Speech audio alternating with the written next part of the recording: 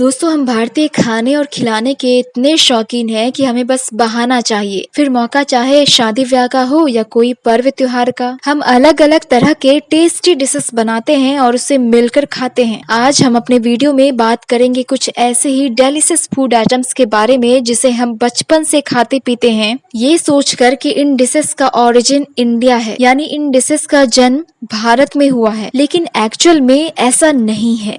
क्या आपको पता है जलेबी को भारत की राष्ट्रीय मिठाई यानी नेशनल स्वीट माना जाता है। भारतीय संस्कृति में अलग अलग नामों से फेमस जलेबी एक अरबी शब्द जलाबिया से लिया गया है, जिसका उल्लेख एक किताब अल्ताबिक में मिलता है। रस में डूबे क्रिस्पी सुनहरे रंगों वाली जलेबी भारत नहीं बल्कि पर्शिया की देन है। लगभग 5 सदियों पहले जब पश्चिम एशिया के लोग भारत आए तो वो जलेबी बनाने की कला भारत के लोगों को सिखा गए और तब से अब तक जलेबी बनाने और इसके टेस्ट में कई बदलाव आए। लेकिन जलेबी को बड़े हो या छोटे सभी पसंद करते हैं। और अब जिक्र करते हैं एक ऐसी ही मीठी डिश का जिसके बिना इंडिया में कोई भी फेस्टिवल अधूरा सा लगता है। हम बात कर रहे हैं गुलाब जामुन की। गुलाब जामुन मुगलों का काफी फेवरेट था। गुलाब जामुन एक फारसी शब्द है। गुलाब जामुन को भारत में लाने का श्रेय पर्शियन को जाता है। गुलाब जामुन के ओरिजिन को लेकर ऐसे तो बहुत सारी थ्योरीज हैं। एक थ्योरी ये भी है कि गुलाब जामुन एक अरबियन डिश लुकबत अलकादी, जिसमें आटे से गोल शेप बनाकर उसे फ्राई किया जाता है और चाशनी में डुबाया जाता है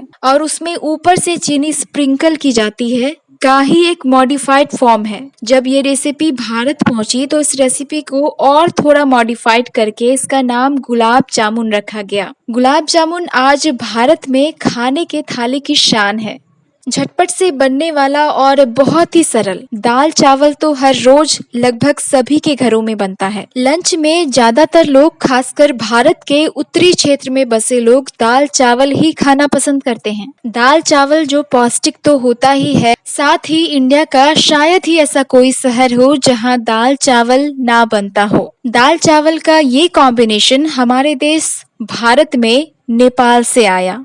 दोस्तों जब भी कोई मेहमान हमारे घर आता है तो हम उसकी खातिरदारी चाहे जैसे भी करें, लेकिन सबसे पहले एक कप चाय के लिए जरूर पूछते हैं। आखिर ये हमारे संस्कारों में है। इंडिया में तो दिन की शुरुआत ही चाय से होती है। चीन से शुरू होकर चाय की चुस्कियों का स्वाद आज दुनिया के हर एक कोने तक पहुंच चुका है। चाय का इतिहास बहुत पुराना है, तकरीबन 5000 वर्ष पुराना। मजेदार बात यह है कि चीन में गर्म पानी में चाय की सूखी पत्तियों के गिर जाने से चाय का आविष्कार हुआ। अब आपको राजमा यानी किडनी बीन्स के बारे में बताते हैं। राजमा एक मैक्सिकन फूड है। सबसे पहले राजमा यहीं उगाया गया। मैक्सिको में राजमा खाने का एक इम्पोर्टेंट पार्ट है, लेकिन इंडिया और दुनिया के अलग अलग हिस्सों में राजमा पुर्तगाल और अमेरिका से पहुंचा। खाने की बोरियत दूर करने वाला राजमा प्रोटीन का एक अच्छा सोर्स है। इंडिया में फास्ट फूड में एक अलग जगह बनाने वाला समोसा हर दिल अजीज है। स्नैक्स के रूप में खाए जाने वाले समोसे को अरबी लैंग्वेज में संबुसक, तो बांग्ला में इसे सिंघारा के नाम से जाना जाता है। ऐसा माना जाता है कि 13वीं और 14वीं शताब्दी में समोसा मध्य पूर्व से व्यापारियों के थ्रू भारत आया और धीरे धीरे भारत के रंग में रंग गया। समोसे का इतिहास ईरान से जुड़ा है। आपको यहाँ ये भी बता दें कि जब समोसा ईरान से भारत आया तब इसमें आलू का इस्तेमाल नहीं होता था। समोसे में आलू भरने की परंपरा भारत से ही शुरू हुई।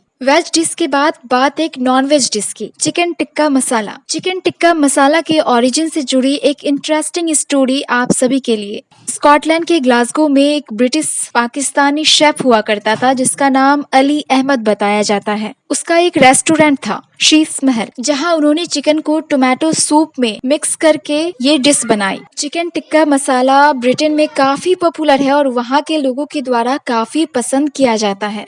नान, जो कि एक पर्शियन वर्ड है जिसका मतलब होता है ब्रेड। दरअसल नान एक ईरान का डिश है। भारत के किचन में आसानी से मिलने वाला नान चपाती से थोड़ा डिफरेंट है। दोस्तों जब भी हम अपनी थकावट को दूर करने और मूड को रिफ्रेश करने के बारे में सोचते हैं तो एक कप कॉफी का ख्याल जरूर आता है। बिल्कुल, मूड रिफ्रेशिंग एक कप फिल्टर्ड कॉफी हमारे अंदर एक नई ऊर्जा और ताजगी भर देती है। लेकिन आपको ये भी जानना चाहिए कि कॉफी का जन्म यमन में हुआ था। ऐसा माना जाता है कि कॉफी बीन्स को एक सूफी संत बाबा बदन हज से लौटने के दौरान भारत लाए। एक खास जगह उगाए गए कॉफी का प्रचलन पूरे भारत में हो गया। फिल्टर्ड कॉफी भारत के साउथ में बसे शहर जैसे तमिलनाडु, आंध्र प्रदेश और केरल में बड़े पैमाने पर उगाया जाता है। दोस्तों, हम आपको रूबरू करा रहे हैं कुछ ऐसे डिशेस से जिसका टेस्ट इंडिया के हर कोने तक फैला है, लेकिन उनका ओरिजिन इंडिया नहीं बल्कि कोई और ही कंट्री है। और इस कड़ी में अगला नाम बिरयानी का है। पर्शिया से आए इस डिश का संबंध मुगलों के शासनकाल से काफी गहरा रहा है और शायद यही वजह है कि बिरयानी को पर्शिया से इंडिया लाने का क्रेडिट काफी हद तक मुगलों को जाता है।